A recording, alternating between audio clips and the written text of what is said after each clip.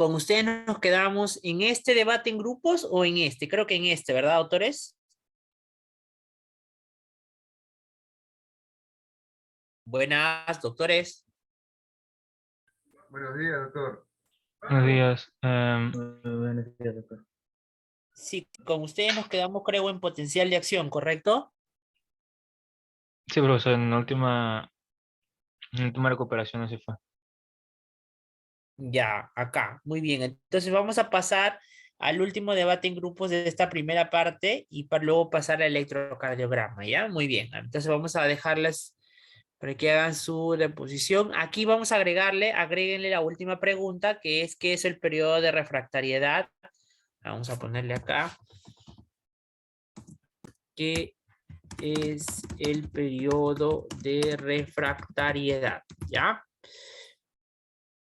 Muy bien, entonces vamos a agregarle allí y vamos a hacer nuestro debate en grupos, ¿sí? Muy bien, correcto. Vayan ustedes ingresando por favor a sus grupos, que ustedes ya saben quiénes son, a qué pertenecen.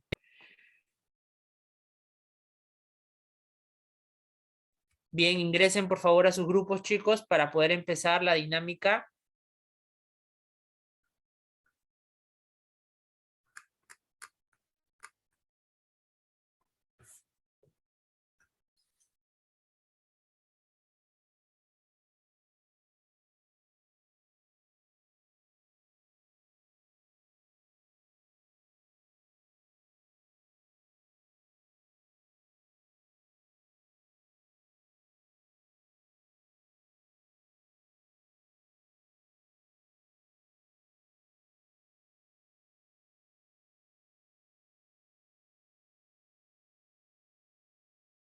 Profesor, Sí, profesor, yo a veces me he incorporado a las clases el sábado pasado y no tengo grupo. ya. A ver, ¿qué apellido es usted? Ventura, Ventura, ya. Muy bien, a ver. Usted va a ir al grupo número 1, ¿ya? ok. Profesor, ¿yo en qué grupo estaba? ¿Me podría decir? Uy, pero ¿cómo? A estas alturas no se acuerdan sus grupos. Ya, a ver un momentito. Apellido. Ayala, profesor.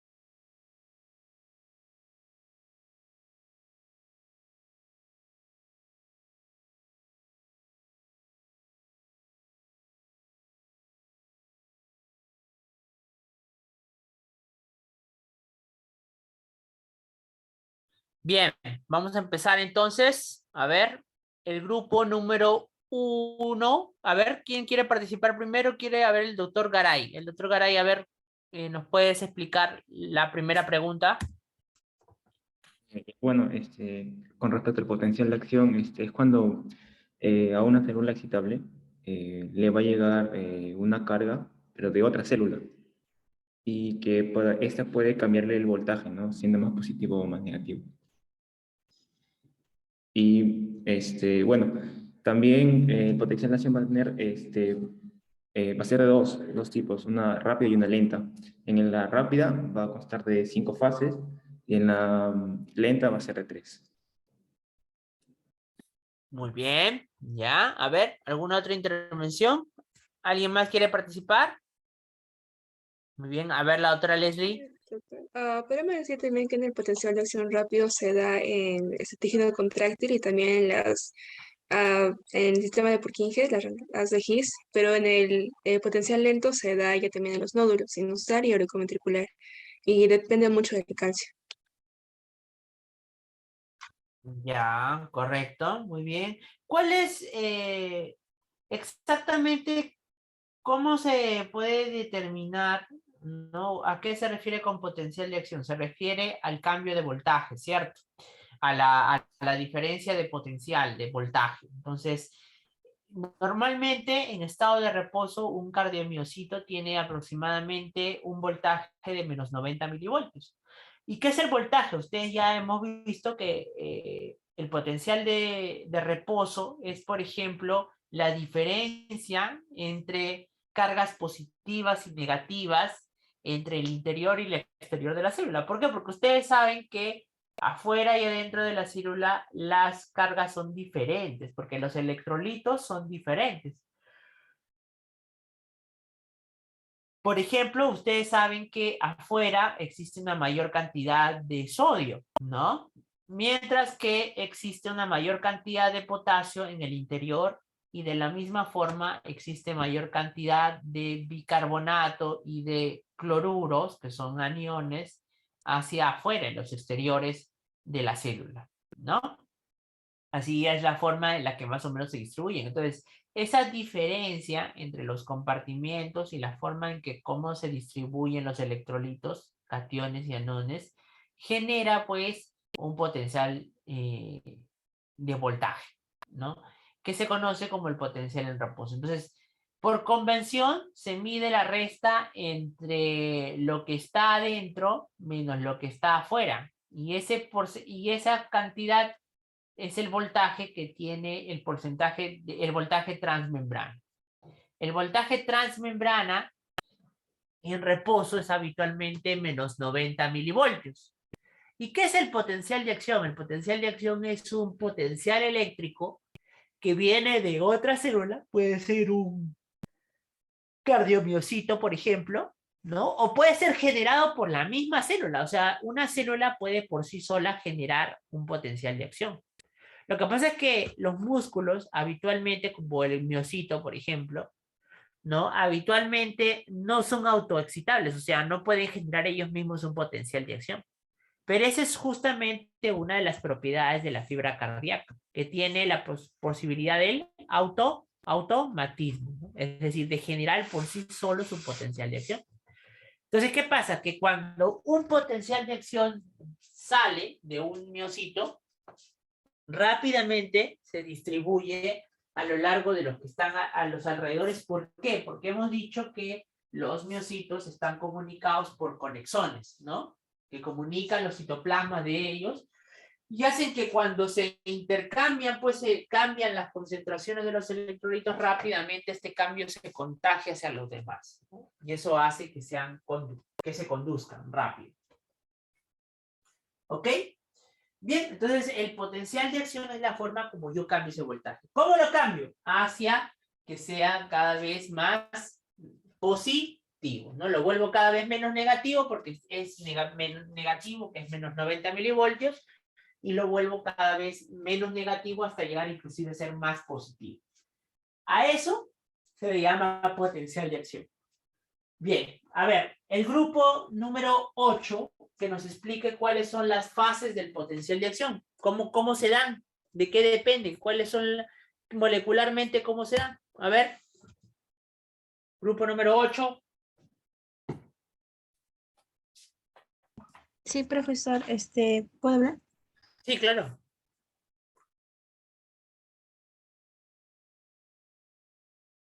Ya. Bueno, el potencial de acción se genera primeramente por un periodo de despolarización, ¿no? En este caso, el periodo de la despolarización es cuando se vuelve positivo, ¿no? Se crea,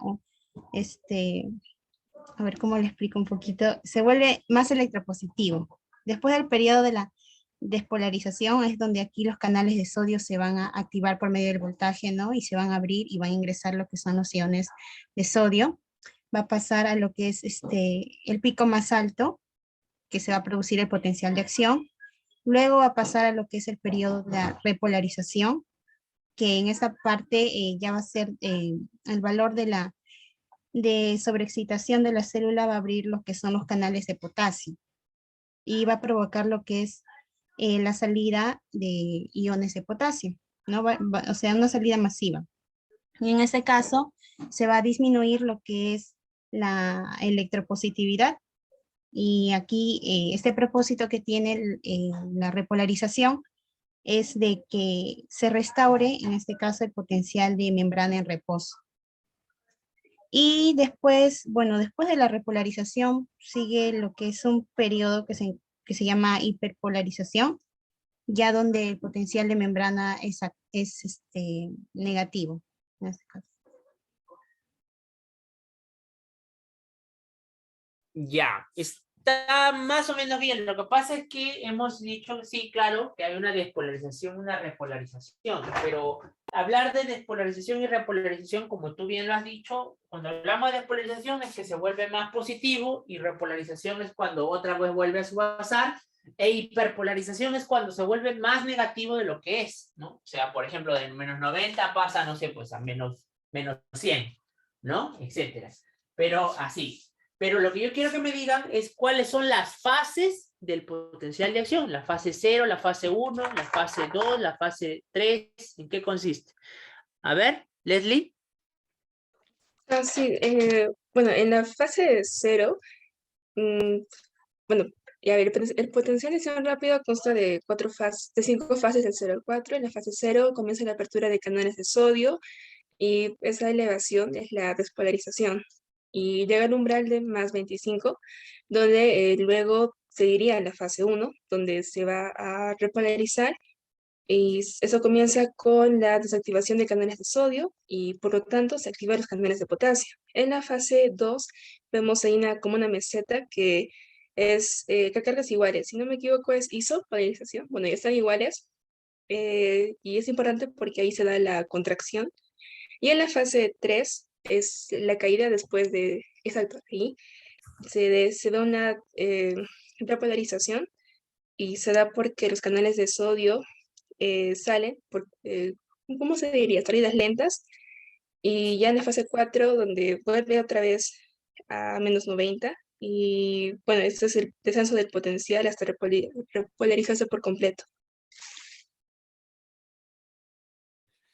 Ya, a ver, Lidberg. ¿Otra vez todo? Como prefieras, o hay algo que te parece que de repente no hemos dicho bien, o está todo correcto.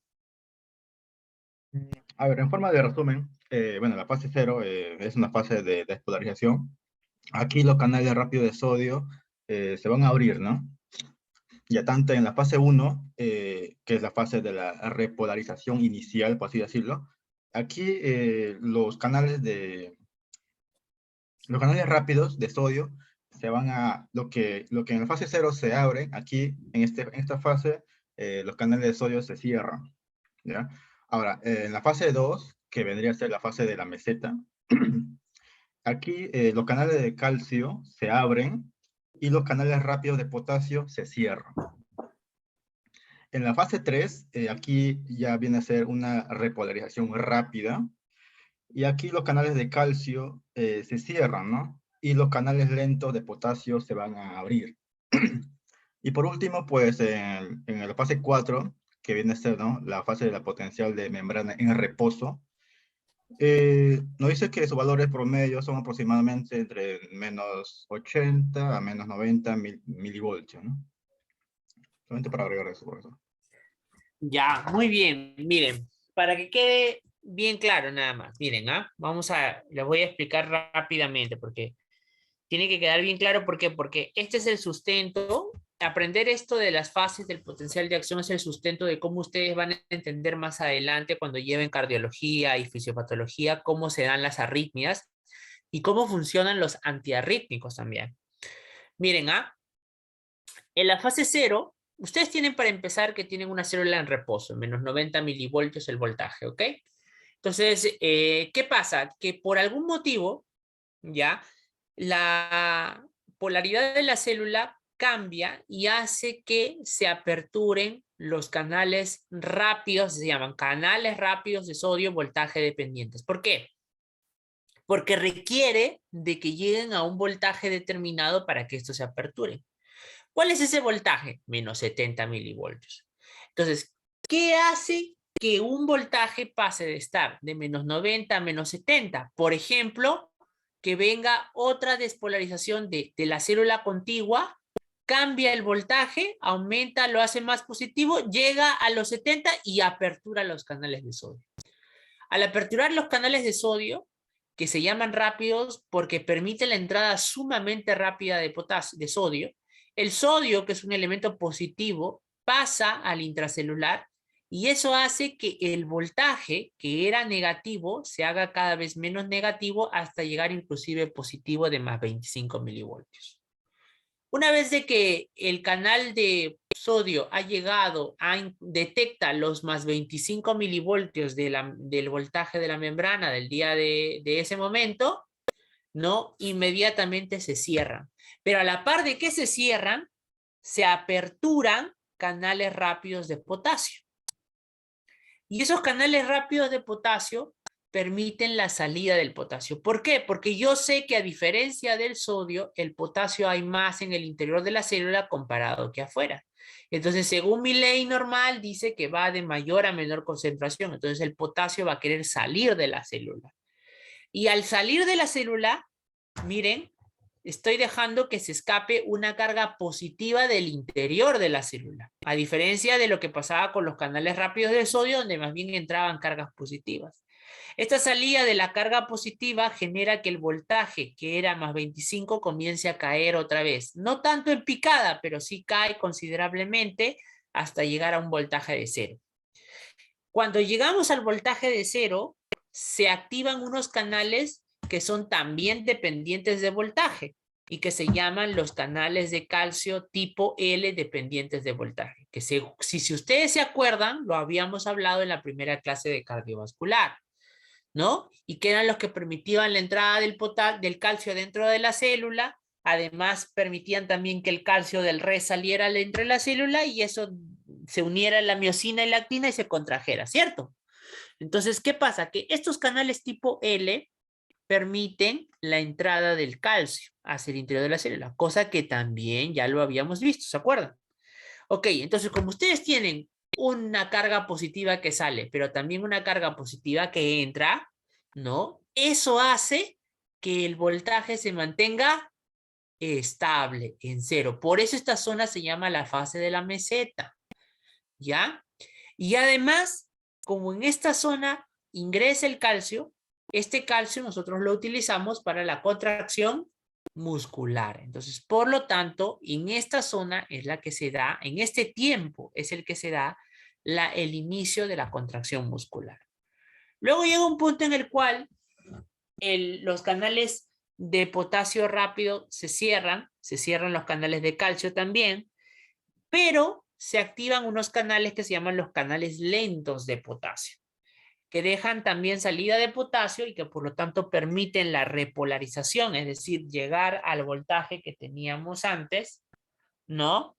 Y hasta que lleguemos a la zona basal. Y finalmente la fase 4, que es la fase en reposo, en la que yo tengo más o menos menos 90 milivoltios, ¿no? Y este potencial es mantenido por la bomba sodio de potasio.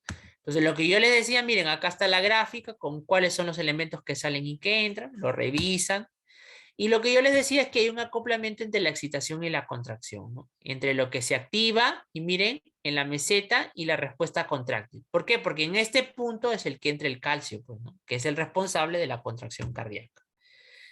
¿Qué es la refractariedad? La refractariedad es la propiedad de la fibra cardíaca, en este caso del miocito, a no generar una segunda despolarización, ¿no?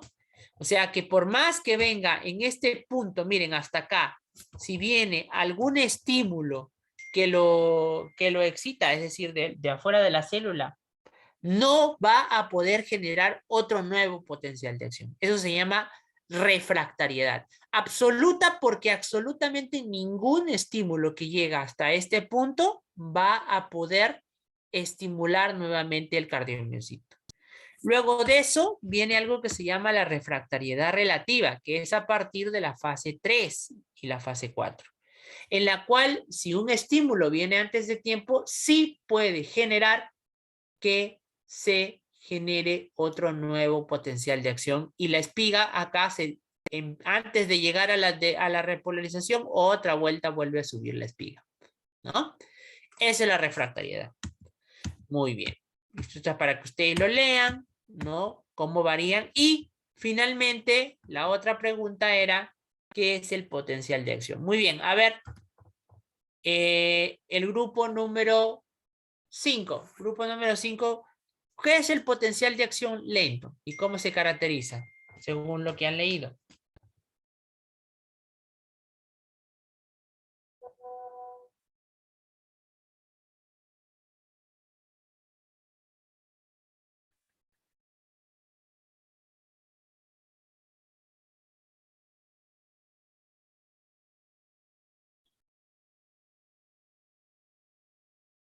Buenas, chicos. A ver. ¿No hay nadie?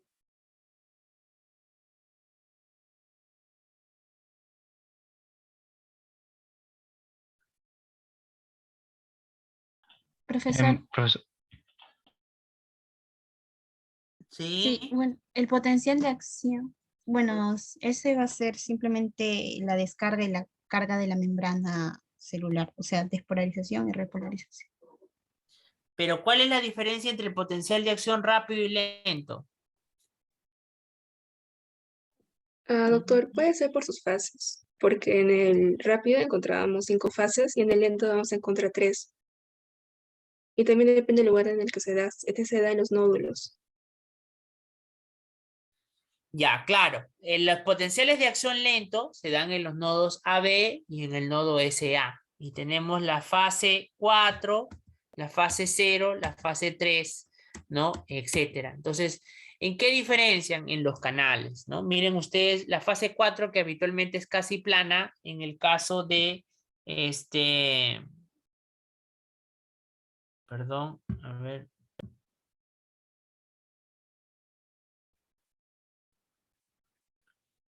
Disculpen, a ver un momentito que estoy mandando una información. Me ha solicitado mi jefe de servicio un ratito. Ay, Dios.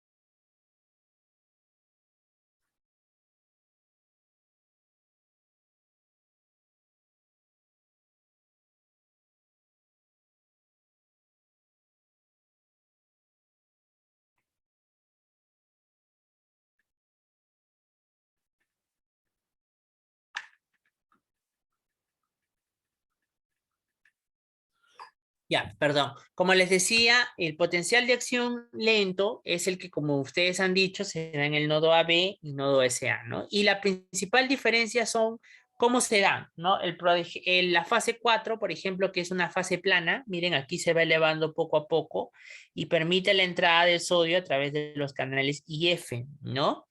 Pero miren ustedes, poco y paulatinamente van elevándose con una pendiente cada vez más alta. Esto pues refleja la capacidad de automatismo de la célula, o sea, de generar su propio estímulo ella misma, sin depender de otro externo que venga, ¿no? Y eso es gracias a la entrada de sodio. Otra diferencia marcada es que, miren, el voltaje basal es menos negativo de lo que habitualmente es las otras células miocárdicas, es habitualmente menos 60 milivoltios. Y cuando llega al umbral de menos 40, se activa la fase cero, que básicamente consiste en el ascenso de menos 40 hasta inclusive más 20, ¿no? Gracias a la activación de los canales de calcio tipo T y tipo L. Y finalmente la fase 3, que ese sí, como ustedes saben, se debe a la apertura de los canales de potasio, ¿no? Que permiten la salida y regresar otra vez a su estado basal. Entonces ustedes pueden ver acá las diferencias más marcadas entre uno de respuesta lenta y uno de respuesta parcial. Miren ustedes, ahí tienen la gráfica diferencial de los potenciales de acción rápido que corresponden, como ya hemos visto, a las fibras de His, a las de His, a las fibras contráctiles, es decir, aurículas, ventrículos, mientras que este representa al nódulo sinusal y el nódulo AB, ¿no? Bien, entonces cronotropismo, eso es para que vean ustedes cómo cambia, ¿no? El ritmo, perdón, la frecuencia con la que se descarga intrínsecamente una estructura del sistema cardioconector, es decir, con la que generan un impulso eléctrico. Ustedes pueden ver que el más rápido es el nódulo sinusal, que va a una frecuencia similar a la de nosotros, ¿no? Entonces, este nódulo sinusal, que tiene más o menos nuestra frecuencia cardíaca, es la responsable del marcapasos. ¿Eso qué quiere decir? Que, por ejemplo, si yo tengo un infarto de aurícula derecha, donde el nódulo sinusal deja de funcionar, no es que el corazón se para, inmediatamente toma la batuta el siguiente marcapasos, que es el nodo AB. Pero el problema es que el nodo AB despega a 40, 60 por minutos. Entonces es muy probable que esa persona tenga siempre problemas de bradicardia que pueden hasta generar hipotensión, ¿no? Y todo eso pues solamente porque no circunda habitualmente a una velocidad adecuada, a la velocidad a la que debe de ir. Entonces es por eso que el nódulo sinusal es el que marca la pauta, ¿no? Muy bien, esas son algunas características para que lo lean y vamos a pasar al electrocardiograma. Bien, esta parte es importante que la entiendan porque el electrocardiograma es una herramienta fundamental. Nos sirve para poder diagnosticar problemas cardíacos estructurales y eléctricos, ¿no? Y el electrocardiograma todos tienen que saber leerlo. Yo les decía justo al grupo pasado que ayer que he tenido clase con de los de medicina interna 2, ¿no? En el segmento de nefrología estábamos viendo un paciente con electrocardiograma y resulta que los alumnos no saben leer un electrocardiograma. Y uno les pregunta qué significa cada onda y no sabían, ¿no? Entonces, ¿qué pasa? Que a esas alturas del camino, querer aprender algo que has debido aprender ahora, que estamos en Morfo 2, es tarde.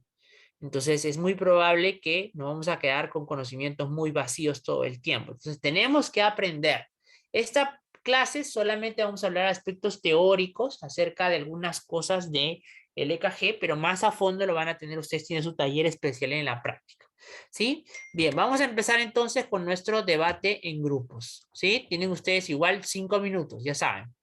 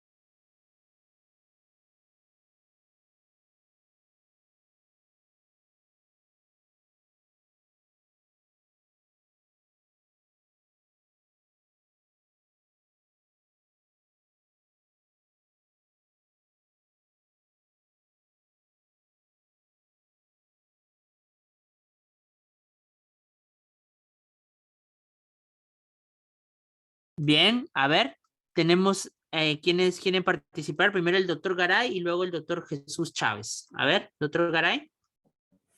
Ya, doctor, bueno, con respecto a la primera pregunta, en el electrocardiograma vamos a encontrar dos tipos de ondas, la onda P y la onda T. En la onda P, bueno, esto va a representar a la activación auricular y, bueno, su voltaje va a ser menor a 0.25 milivoltios y aproximadamente su duración es de menor a 0.10 segundos. Y con respecto a la onda T, este va a representar la repolarización ventricular y va a estar, o tiene que ser concordante con el complejo QRS porque es el que le sigue. Ya, ¿y el complejo QRS no es una onda o sí es una onda?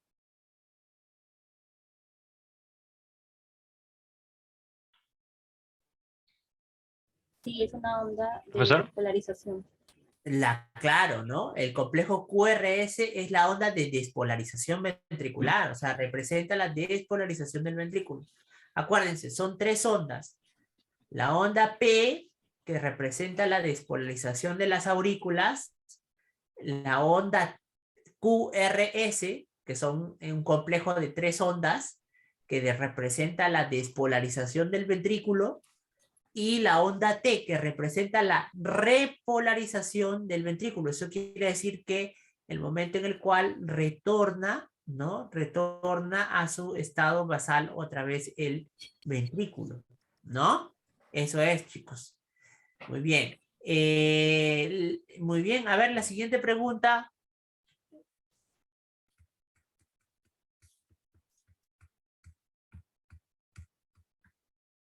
¿Qué propiedades evalúa el EKG? A ver, habíamos dicho. ¿Quiénes estaban? ¿Quién dije que iba pues, a decir la segunda pregunta? ¿Nadie dice? Bueno, y a ver, la doctora Leslie. Doctor, sí. Bueno, las propiedades que se pueden evaluar en un EKG primero sería ver las ondas correctas y las variaciones que puedan tener estas. Por ejemplo, una variación puede ser en el segmento TU, ya da una patología, si no me equivoco, creo que es el tercer ruido, perdón, el segundo ruido, o también la onda J, que no se puede ver o es casi anormal. También, si de propiedades, podría ser en el papel termosensible, qué valores puede ocupar. Ya. Bueno. A ver, más la pregunta iba enfocada a ¿Puedo qué para. aportar algo? Sí, a ver, doctora. Lo que se abarca más es qué cosa vamos a encontrar en un electrocardiograma, porque puede ser lo que son los daños en el corazón, las arritmias, las insuficiencias cardíacas o un ataque al corazón, ¿no? Ya, correcto, correcto. Muy bien. Y, A ver, sí, a ver, no, doctora, continúa. Iba a agregar acerca del anterior, ¿no? Que es acerca de las ondas, ¿no? Que hay tanto en la onda P y la que baja la PR, la Q, cuando las aurículas se contraen y después de la onda RQT, cuando los ventrículos o sea, cuando se contrae mayormente, ahí vamos a ver acerca de los picos cuando vemos los márgenes o las diferenciaciones de las ondas cuando cambian y ahí sabemos cómo es una arritmia, cómo es una taquicardia o cómo es el paciente cuando tiene algún problema cardíaco, ¿no? Porque las ondas van cambiando. Por ejemplo, en la onda P, cuando dura de 0.08 segundos, el complejo de la QR, la que dura 0.12 segundos, y la onda T, ¿no? Cuando dura 0.16 segundos, ¿no? De acuerdo a cómo varía, y así interpretaríamos esta segunda respuesta, ¿no? ¿Por qué las propiedades, qué propiedades se evalúan en el electrocardiograma? Ya. Miren, quiero que vean primero, ¿qué exactamente es el electrocardiograma? A ver, ¿alguien me puede definir exactamente qué es el electrocardiograma? Registro de la actividad Es un eléctrica. examen que puede medir la cavidad, evalúa El potencial la de acción. actividad eléctrica del corazón Ya, correcto. Miren, el electrocardiograma, como lo han dicho, es el registro de la actividad eléctrica del corazón, ¿no? ¿Y cómo lo hace? Poniendo electrodos en el cuerpo. ¿Cómo se entiende que poner electrodos en el cuerpo detecta la actividad eléctrica del corazón? Porque nuestro cuerpo está formado en 60-70% de agua, ¿no? Y el agua es un muy buen conductor de la electricidad. Tanto es así que cuando nosotros tocamos un cable pelado, pues seguramente que vamos a terminar muriendo electrocutados si no nos salvan, nos rescatan, porque somos conductores de una gran cantidad de electricidad. O sea, nuestro cuerpo sirve de conducción de esa electricidad. Ahora, nosotros somos productores de electricidad porque generamos potencial de acción. Sin embargo, nuestro potencial de acción obviamente es menor comparado pues a los generados por las corrientes eléctricas de los sistemas, etcétera, ¿no? Entonces, como nuestro cuerpo es un buen conductor de la actividad eléctrica, si nosotros le ponemos un electrodo en una parte del cuerpo, pues seguramente que podremos detectar parte de la actividad eléctrica del corazón de una muy buena instancia, ¿no? Ahora, aparte de ser un registro de la actividad eléctrica, es importante mencionar que el electrocardiograma, más conocido como EKG, se caracteriza por ser un registro de la actividad eléctrica, pero de diversas ventanas o vistas. ¿Cómo así? A ver, vamos a suponer que tú eres el corazón, ¿ya? Y entras en una habitación vacía, ¿ok? Y tienes muchos observadores que te están viendo. Uno te ve de la puerta, otro te ve de la esquina de izquierda, otro te ve de la esquina derecha, otro te ve del balcón de enfrente, ¿no? Otro te ve desde el primer piso, etcétera. Otro te ve desde el segundo piso del otro edificio, etcétera. Entonces, esas observaciones de cada uno de ellos me da más o menos un parámetro en total de cómo es en sí o cómo es en sí el corazón sin necesidad de yo ingresar a verlo, ¿no? Es un reflejo. Entonces, ¿qué es lo que hace cada uno de estos visores? Sirve como una especie de electrodo en el cual detecta la actividad eléctrica desde cada punto de vista, ¿no? Entonces, cada una de esas formas de poder ver, de verte a ti o ver al corazón, ¿no? Son las derivadas, que son las formas en las cuales uno observa al corazón. ¿Ok? Entonces, ¿qué es lo que tenemos que hacer? ¿Cómo medimos esa actividad eléctrica? Lo medimos mediante el cambio de voltaje. O sea, cuando se genere un voltaje por la diferencia de concentraciones que existen, ¿sí? De estos electrolitos, entonces eso generará, ¿no? Generará un potencial que va a viajar de un punto a otro, porque ustedes comprenderán que la despolarización, ¿no? El potencial de acción no va a darse en todo el corazón de la misma forma, sino va a empezar, como ustedes han visto, ¿no? Empieza en aurícula, luego en ventrículo, etcétera, ¿no? Entonces, eso genera un vector, es decir, una forma en la que se distribuye ese potencial de acción, ¿no? ¿De dónde a dónde viaja ese vector de despolarización? Y eso también lo registra el electrocardiograma, ¿no? Entonces, a Beethoven se le ocurrió una forma, que es decir, él agarró y dijo, bueno, si ponemos un electrodo en el brazo derecho, otro en el brazo izquierdo y otro en la pierna izquierda, vamos a ver que hacia dónde se dirige el vector de la despolarización.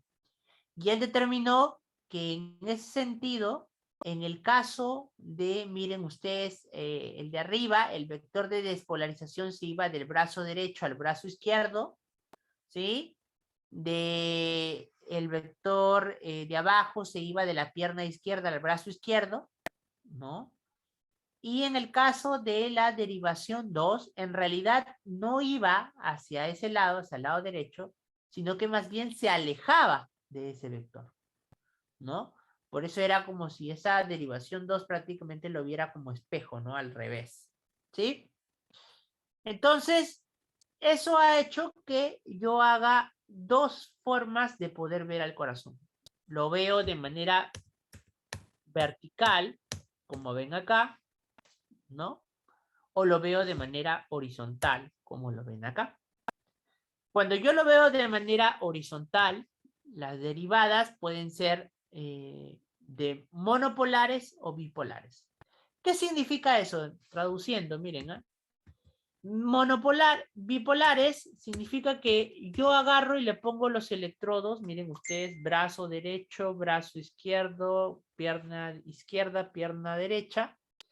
Y bipolares significa cuando yo mido la diferencia de potencial que llega al brazo derecho menos el brazo izquierdo, en la pierna izquierda menos la mano derecha, y el brazo derecho con la pierna izquierda.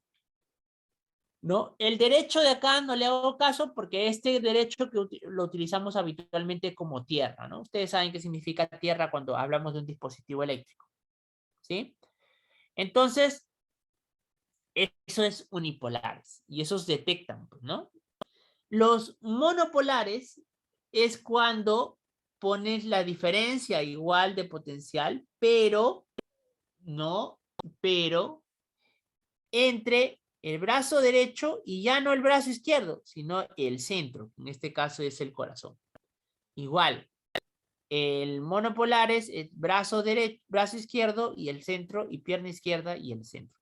Es por eso que esas derivadas, miren ustedes, se llaman 1, 2 y 3, que eran los primeros que vimos, y las monopolares se llaman ABR, ABL y ABF. Right, left y fit, ¿no? Y esas son las formas en las que ven al corazón. Es como si tú tuvieras acá diferentes espectadores viéndolo de diversos lados al corazón. Esas son derivadas verticales. Y las derivadas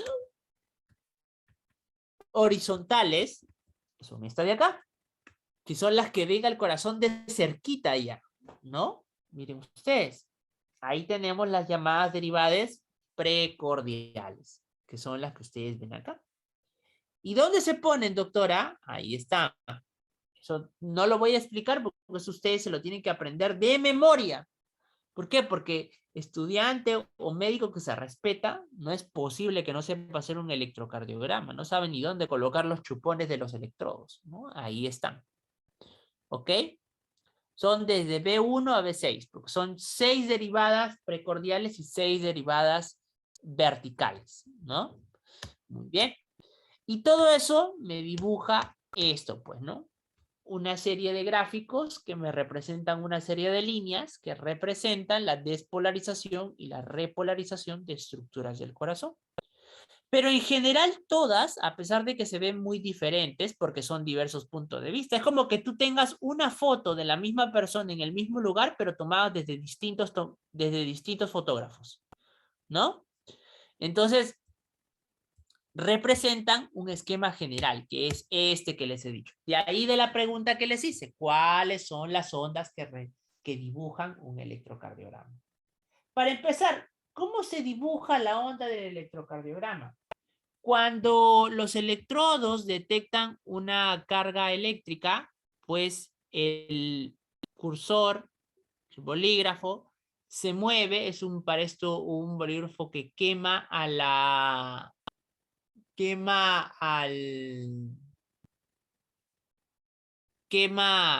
digamos, el papel milimetrado, ya, lo quema hacia arriba o hacia abajo, ya, dependiendo, ya, la carga que encuentre. Cuando el vector de la electricidad se acerca hacia el electrodo, el cursor, ya, sube, se va hacia arriba. Cuando el vector de la despolarización se aleja, se va hacia abajo. Por lo tanto, cuando se acerca es positivo, se va hacia arriba, y cuando se aleja se hace negativo. ¿Ok? ¿Cómo yo puedo saber a través de este dibujo que registra la actividad eléctrica, puedo saber cosas como tiempos, cuánto dura esa despolarización? Porque yo voy a agarrar ese papel milimetrado y lo voy a hacer correr a una velocidad que puede variar desde 12,5 milímetros por segundo a 25 milímetros por segundo, 50 milímetros por segundo. La mayoría de estos eventos se dan a 25 milímetros por segundo. Todos los electrocardiógrafos prácticamente casi por defecto vienen programados a esa velocidad. De tal manera que, miren, si uno mide cada cuadrito chiquitito de este papel milimetrado, mide 1 milímetro, y un cuadrado grande mide 5 milímetros. Como yo tengo que el papel corre a 25 milímetros por segundo, entonces yo tengo que cada cuadrito representa 0,04 segundos. Y que un cuadrado grande representa 0,20 segundos. Y ahí entonces que yo determino lo que ustedes han dicho. Que el intervalo PR mide 0,12 segundos a 0,20, que el QRS mide menos de 0,12, etcétera, ¿no? ¿Sí? Y como bien han dicho, la onda Q representa la despolarización de la aurícula, el QRS, la onda P, la dispersión de la aurícula, QRS de los ventrículos y repolarización de ventrículos, la onda T. Ahora miren, si ustedes se fijan, tengo la onda P, que es despolarización de la aurícula, pausa, y la onda QRS. Pregunta, ¿quién representa esta pausa?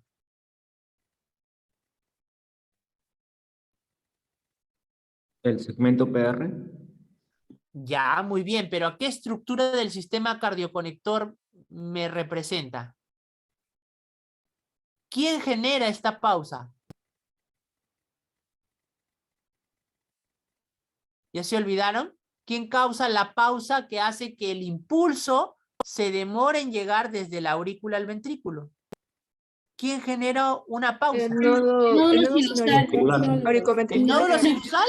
No, Auriculoventricular. Auriculoventricular, profesor. Ya estaban muertos ya. Nódulo AB, el nódulo AB, aurículo-ventricular, ¿no? Sí. Y más bien, el nódulo sinusal, lo que sí es que parte de que cuando yo tengo una onda P, que es la despolarización de la aurícula, puedo decir de que este ritmo es sinusal, o sea que el corazón está latiendo a banda del nódulo sinusal. ¿Saben por qué? Porque como el nódulo sinusal está en la aurícula y la onda P representa la despolarización de la aurícula, cuando hay presencia de onda P, ¿qué estamos diciendo? Que el impulso cardíaco ha empezado en la aurícula, que eso quiere decir que el nodo es el que está comandando la batalla. Cuando no hay onda P, no puede haber ritmo sinusal, porque quiere decir que el impulso no ha empezado aquí, habrá empezado en cualquier otro lado, pero no ha empezado aquí. Por eso es que uno de los requisitos indispensables para decir que el ritmo es sinusal es que haya onda P. Si no, ¿cómo se puede explicar todo lo demás? ¿No? Muy bien, estas son algunas cosas básicas. Como les dije, ya van a ver mucho mejor en la práctica. ¿Cuál es la secuencia de interpretación? Ya, lo van a leer para la práctica, pero ahí ya lo tienen ahí para que lo revisen. ¿Sí? Muy bien, chicos. Entonces nos vamos a quedar acá el día de hoy. Ya. Y nos vemos el día martes.